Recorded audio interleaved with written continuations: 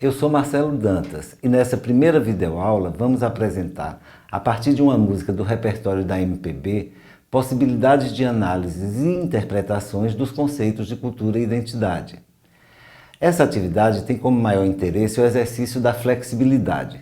A análise acadêmica tem regras mais rígidas que envolvem desde conceitos à própria evolução epistemológica das ciências humanas e sociais. Entretanto, como manter a capacidade de análise a partir de um produto artístico, estético e, como tal, livre de regras e pressupostos? Assim, aproveitemos todos esses parênteses de liberdade para desenvolvermos uma análise livre a partir da interpretação de imagens poéticas e de metáforas. Esperamos que, compartilhando a liberdade do artista, nós, no exercício acadêmico, possamos desenvolver outras ferramentas para enriquecer nossas análises tradicionais. Seguindo os passos propostos, para melhor aproveitamento didático dessa experiência, vocês vão primeiro escutar a música sem nenhuma identificação. Naturalmente, alguns alunos já terão ouvido essa música antes e a reconhecerão. Outros estarão ouvindo pela primeira vez. O que interessa aqui é ouvir e acompanhar a letra e, a partir daí, fazer a análise. Vamos trabalhar com a separação de estrofes, pois, a princípio, seus versos contêm uma mensagem completa em si, ainda que o autor-compositor faça, para efeito de uma unidade, uma inter-relação entre essas estrofes, compondo um todo que precisa ser compreendido como tal. A música é Tropicália, de Caetano Veloso, e a gente vai agora analisar a primeira estrofe e o primeiro refrão. Sim, porque no caso dessa música, cada refrão tem um discurso poético diferente. A melodia é a mesma no refrão, mas cada refrão complementa um discurso que está associado a cada estrofe da canção. Sobre a cabeça os aviões, sob os meus pés os caminhões. Aponta contra os chapadões meu nariz. Eu organizo o movimento, eu oriento o carnaval. Eu inauguro o monumento no Planalto Central do país. Então, nessa primeira parte, o autor situa o Brasil, o Planalto Central, que é onde fica a capital do país e onde fica o poder estabelecido. Ele está dizendo, bom, o Brasil tem as suas ordens emitidas do Planalto Central, que é onde está a capital do país e o governo da ditadura militar. O refrão de cada parte da música faz referência a palavras, significados da brasilidade, né? Nesse primeiro refrão que situa, vamos dizer assim, o Brasil e seu governo, então, viva a bossa, viva a palhoça. Então ele relaciona a bossa, que é o que há de moderno no Brasil, que é a bossa nova, a nova música, com palhoça, que é nosso Brasil mais primitivo, que é a forma de habitação dos índios e que continuou como a forma de habitação dos mais pobres do país. O monumento é de papel crepom e prata, os olhos verdes da mulata. A cabeleira esconde atrás da verde mata o luar do sertão. O monumento não tem porta, a entrada é uma rua antiga, estreita e torta. E no joelho uma criança sorridente, feia e morta, estende a mão. Essa estrofe, que é uma das mais angustiadas da música, mostra realmente um Brasil em plena ditadura militar, numa economia que ainda não deslanchou, que só vai acontecer nos anos 1970, e com uma desigualdade social gigantesca, cujos efeitos a gente tem até hoje. Então ele mistura as esperanças de Luar do Sertão, música de Catulo da Paixão Cearense, que mostra toda a lírica do sertanejo, com a vida urbana cruel das pessoas, dos imigrantes sertanejos que vão para as grandes cidades compor as favelas e os moradores de rua. No segundo refrão, viva a mata, viva a mulata. De novo, dois elementos da identidade brasileira.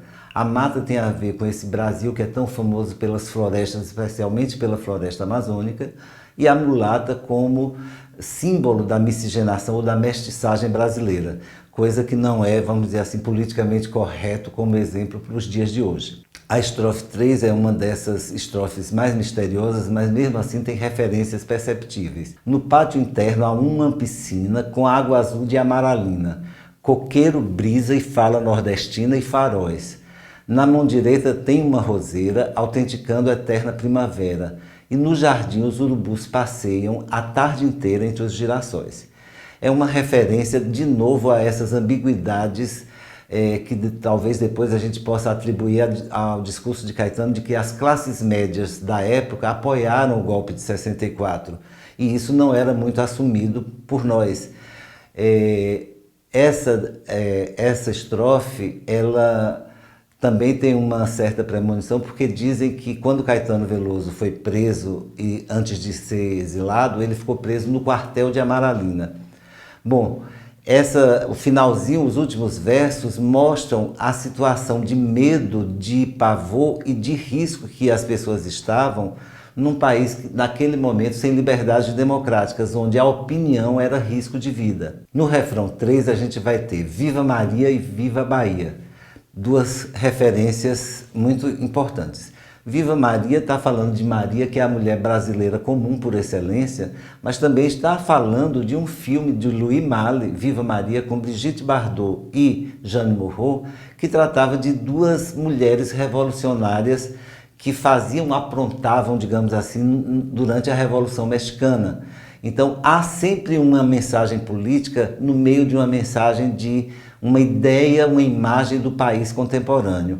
E a Bahia é a celebração da Bahia que os tropicalistas, e nessa fase ainda mais especialmente, sempre reiteravam essa importância. A quarta estrofe. No pulso esquerdo o bang bang, em suas veias corre muito pouco sangue, mas seu coração balança a um samba de tamborim. Emite acordes dissonantes pelos 5.000 alto-falantes. Senhoras e senhores, ele põe os olhos grandes sobre mim.